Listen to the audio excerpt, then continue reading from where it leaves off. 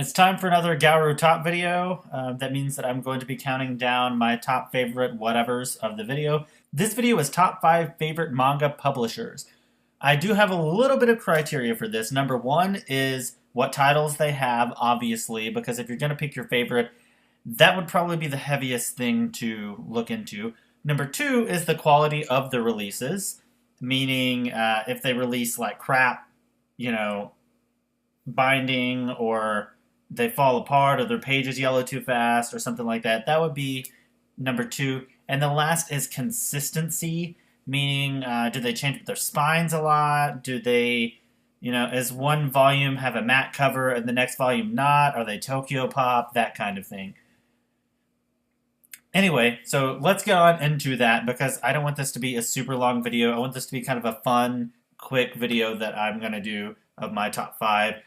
One other thing I forgot to mention is that if you're doing this list for yourself, I would like for you to follow those 3 criteria, but it doesn't have to be a publisher that is still publishing stuff. So things like Tokyo Pop, ADV Manga, Del Rey, Comics One, all these ones that are out of business, Broccoli, anything can actually be in your top 5 if you want to do this. So I really encourage people to do this.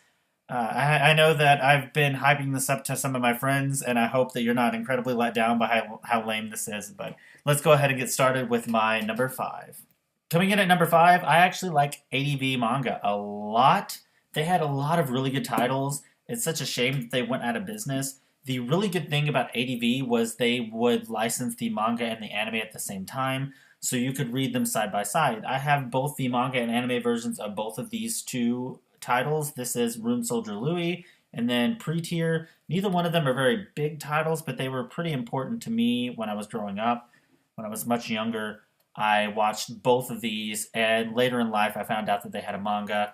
Rune Soldier Louis did not get finished, which is one of the reasons why it's so low on this list, is that the vast majority of their titles didn't get finished. Pre-Tier, luckily, was only 4 volumes and managed to finish before they collapsed into nothingness. But yeah, this is the only not currently producing company that I have on this list, so spoiler alert. So number 5 is ADV Manga. Coming in at number 4 is actually probably going to be a surprise to a lot of you just because of the nature. When this company first started out, they had some really, really good manga. They had Higurashi, they had Soul Eater, they had so many good series whenever they first started coming out with manga, and then they started licensing these like big boobied, awkward, over-sexualized manga, but they're starting to get back to some of the good stuff that they used to do, and that is Yen Press. I picked 2 of my favorites from them. Alharu Machine Gun is really starting to grow on me. I just picked up the 3rd volume of this. It just came out, and I'm really starting to dig it. The first volume was very slow and not great, and then Honda-kun is probably one of my favorite manga of all time. It is definitely my favorite comedy of all time. It is so funny and so good. As far as their quality goes, they're pretty good with quality and consistency. They haven't changed up any spines for any of the series that I'm following, but they're still a relatively young company, I feel like. Like, they're not as old as many others like Dark Horse and Viz. They're still pretty new to the game as far as lengthwise.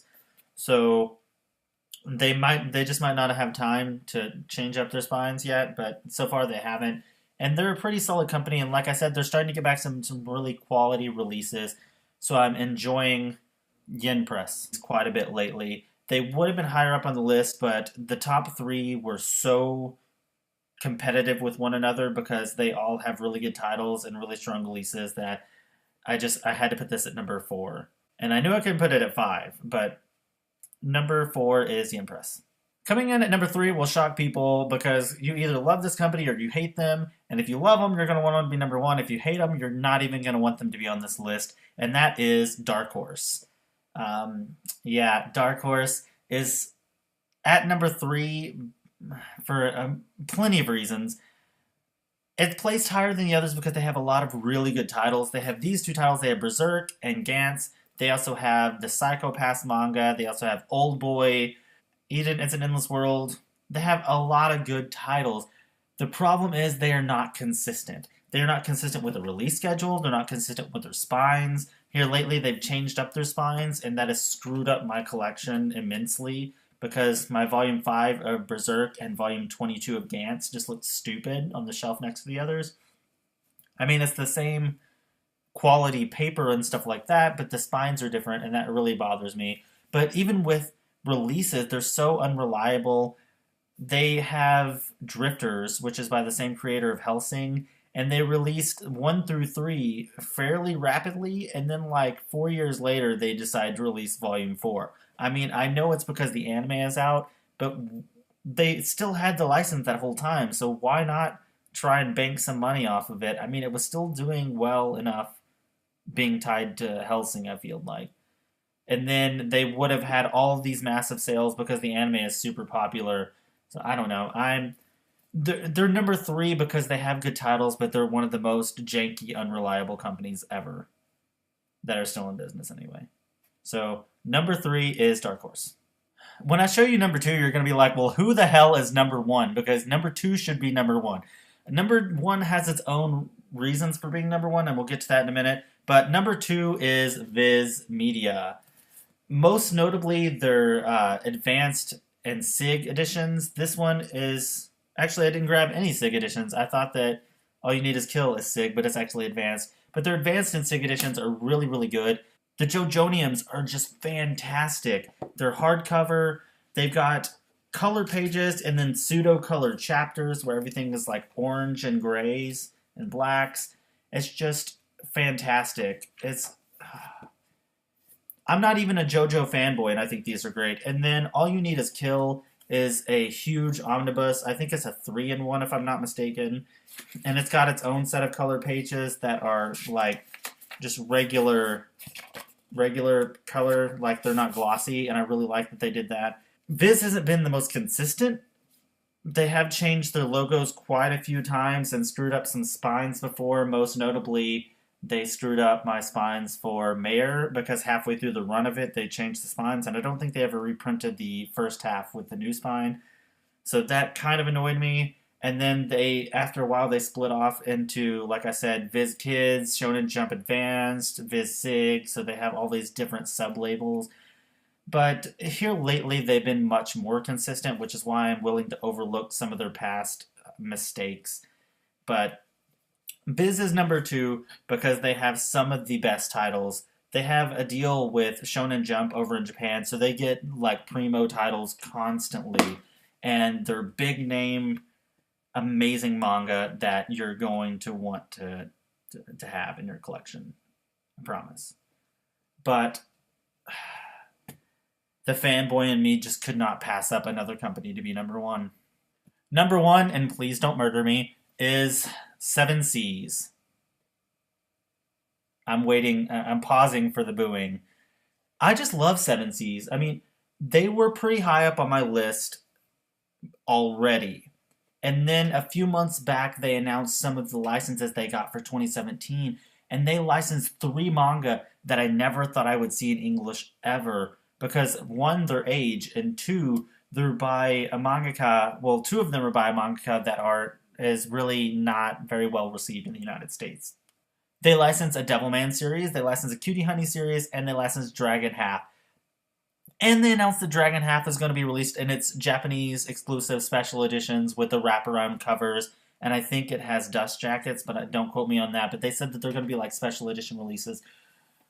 I am excited beyond belief. So that is why it's number 1 by itself. But they're also very consistent.